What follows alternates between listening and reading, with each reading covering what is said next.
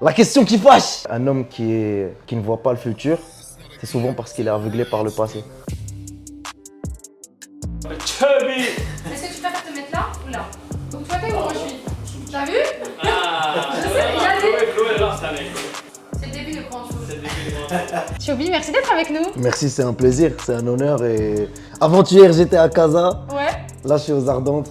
La vie est incroyable. Dans le Planet Rap qui a fait Toto il n'y a pas si longtemps au Maroc. Ouais. Toi t'es venu, t'as fait un freestyle qui a fait des millions de vues sur les réseaux. Ouais. J'ai 24 ans. Je suis originaire de Rabat, la capitale. Je vis maintenant à Casa. Ça fait 10 ans que je produis de la musique. Je faisais de la musique. Ah ouais. J'étais producteur avant. Et ça fait 5 ans que je rappe. Et tous les années, je sortais des projets. Cette année, je sortais ma première EP solo, Diary of a Dead Man. Et pour le Planet Rap, c'était une invitation de Toto. Et on était parti à Marrakech juste pour faire une bonne performance. On ne s'attendait pas à ça, donc c'est incroyable. Et Incroyable. comment ça s'est fait la connexion entre Toto et toi? J'ai commencé avec des concepts sur Instagram. Je faisais des sons de 1 minute. C'était des sons un petit peu dans l'humour et le rap. Et j'envoyais des centaines de DM à C'est des vrai? rappeurs. Ouais. J'étais dans les trucs de Gary Vee. Tu connais Gary Vee? C'est pas un américain qui donne des conseils? Ouais, voilà, il donnait des conseils. Il donnait des conseils. Comme quoi, tu fais du contenu, tu l'envoies en DM, tu envoies des centaines de DM et tu vas voir. Et c'est ce que j'ai fait. Et la connexion s'était faite en 2019. Et il me disait, t'es le meilleur rappeur en français au Maroc. Tu vois, le Planet Rap est venu. Il m'a dit, faut que tu viennes. Et il m'a dit, t'es le seul qui rappe en français. Du coup, c'est très intéressant pour toi que tu viennes faire un Skyrock ou le Planet Rap. Et voilà, je suis parti et on l'a fait. Là maintenant t'as fait la performance avec Toto aux Ouais, Ardentes. c'est incroyable. On a des rushs de ça. What's up, les Ardents? Y'a des gens qui ici ou pas? Il est chaud de fou. Il saute partout. Il est là, tu prends le public. Let's go!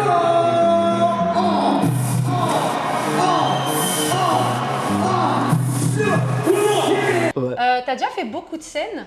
Ouais, j'ai fait beaucoup de scènes parce que j'étais backer d'un rappeur qui s'appelle Vargas, qui est mon meilleur ami aussi, qui est un rappeur marocain.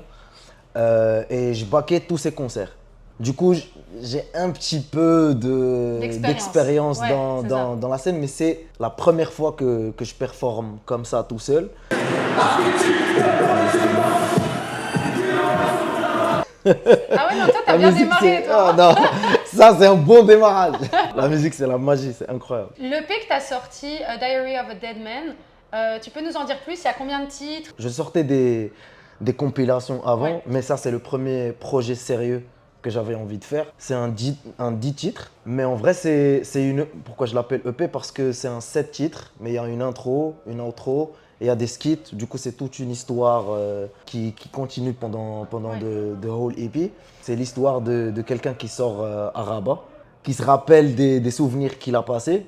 Et c'est, voilà, je dis Diary of a Dead Man, a short story about letting go. Et du coup, il apprend à passer à autre chose. Et la phrase qui décrit le mieux, c'est un homme qui ne voit pas le futur, c'est souvent parce qu'il est aveuglé par le passé. Et c'est... Waouh, c'est une vraie phrase ça. Ouais.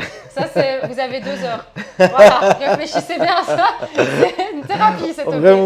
mon père il a écouté l'EP et il m'a dit l'artiste philosophe. Du coup, T'aimes bien? c'est drôle. La philosophie? Ouais. Ouais. T'aimes bien le fait qu'il t'ait comparé à un artiste Ouais. philosophe? Tu t'es inspiré de quoi pour justement créer cette histoire? Est-ce que toi-même t'as été parfois aveuglé par le passé pour voir le futur? C'est une bonne question. C'est sûr que c'est un truc que j'ai vécu. Dans mes paroles, comment j'écris, je suis dans la sincérité absolue. Et je me suis inspiré, en vrai, je regardais Taxi Driver. C'est l'histoire d'un taxi qui était vétéran et c'est un petit peu la même histoire. Et il écrit aussi sur son journal et ça raconte l'histoire d'une transformation d'un gars simple à quelqu'un qui est fou. Et pour revenir à l'inspiration jazz, c'était encore mon père qui m'avait montré, qui m'a fait découvrir le jazz. J'étais parti à un festival de jazz à Rabat. Ok. Et j'ai tout de suite accroché. Alors que moi, j'étais rock avant. T'étais rock? Ouais, j'étais rock. J'étais Linkin Park, Rage Against the Machine. Mais non. Ouais, for sure. Alors que et j'ai découvert le jazz, ça a complètement changé ma vision des choses. Même en tant que producteur, je faisais de la house avant. Après, j'ai commencé à faire du lo-fi music. Et donc, ça m'a appris à sampler des choses. Et donc, j'ai trouvé le jazz. Moi, j'aime bien le jazz. Ouais. J'aime bien le sampling. J'aime bien écrire bien mes textes. Et ça a donné Diary of a Dead Man. Toi, tu vois que le rap marocain commence à prendre une grosse place quand même dans le milieu. Comment Ouais, toi, c'est tu vois futur. ça de l'extérieur, sachant que tu fais partie aussi de ceux Cette nouvelle génération. de cette nouvelle génération, ouais. Cette année et l'année prochaine sera vraiment c'est une époque charnière pour le rap marocain, en gros. Parce qu'il y a vraiment un commencement de plusieurs artistes avec plusieurs couleurs. Alors qu'avant, par exemple, la génération de Toto, c'était beaucoup de gars avec la même sonorité, tu vois. Mais ils le font bien. C'était le commencement de la trappe marocaine. Alors que dans cette ère-là, je pense que c'est le commencement du rap de niche au Maroc. Donc chaque artiste a vraiment une couleur à lui. La génération d'or, de Golden Generation du rap marocain, c'était en 2013, 2014, 2016, toute cette période-là, c'était parce qu'ils sont venus avec quelque chose de frais. Et c'est pour ça que ça a fait revivre le rap au Maroc. Mais en vrai, le rap au Maroc, ça a une histoire, ça commence vraiment à avoir une histoire. Ça veut dire 20 ans de l'existence du rap au Maroc. C'est l'évolution logique de la musique au Maroc. Il y a une parole. On va venir à ça. La question qui fâche. Non, il y a une parole de ta musique. Comme ça, moi, on y répond une fois pour toutes. Celle de l'artiste. C'est du marketing. C'est du tu marketing. Qui déroulent son Mgharba, mais c'est juste du marketing. Ils font genre c'est des Marocains, c'est juste du marketing. Mon point c'était que le Maroc et être marocain, c'est une culture, c'est un dialecte, c'est des principes, c'est des valeurs, c'est de la nourriture, c'est des vêtements, c'est une histoire. Être marocain, c'est toute une culture, c'est pas juste une direction artistique. Tu sens quand la musique elle est sincère et tu sens que c'est juste un coup promotionnel.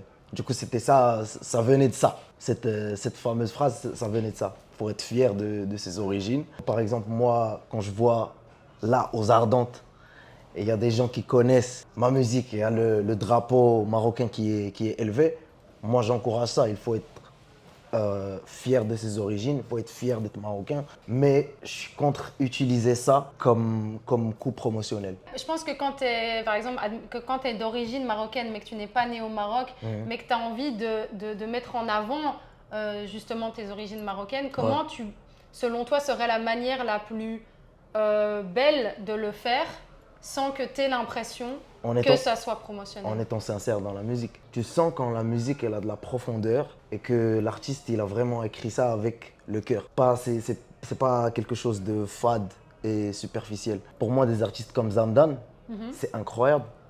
C'est incroyable. Tu sens qu'il y a des origines, mais il y a aussi son histoire à lui. C'est pas juste l'origine. La question qui fâche, elle est passée. C'est bon, on peut passer. C'est bien passé. C'est le passé. Donc voilà, là tu viens de performer aux Ardentes, c'est quoi la suite? On est en train de préparer quelques showcases au Maroc. En vrai, on vient de sortir un projet. Moi, j'ai bien envie de sortir un autre projet cette année. Donc je vais commencer et je vais retourner au studio. Faut battre le fer tant qu'il est chaud. Ouais, voilà. Faut y aller. Drab l'hadid ma haddous khoun. Et vous dites ça en français? Ah, c'est comme ça qu'on dit? Drab l'hadid ma haddous khoun, c'est... Faut battre le fer tant qu'il est chaud? Ouais, on a ça au Maroc. Ah, je te jure que oui, on dit ça. Ah ouais? On dit ça. C'est incroyable. Ouais, je pense qu'il y a des choses qui sont multiculturelles. On vit tous des choses similaires, même si on parle pas la même langue. Ouais. En vrai, aux Ardentes, je l'ai senti. Quand j'ai été voir Toto la première fois et que je t'ai vu toi là tout à l'heure, je comprends pas toutes les paroles, mais je suis connectée. Ouais, mais tu sens. Et c'est juste ça la magie. C'est la magie de la musique. C'est la magie de la musique. C'est la magie de la musique. Ouais. Bah, en tout cas, Choubi, merci beaucoup merci. pour ce moment.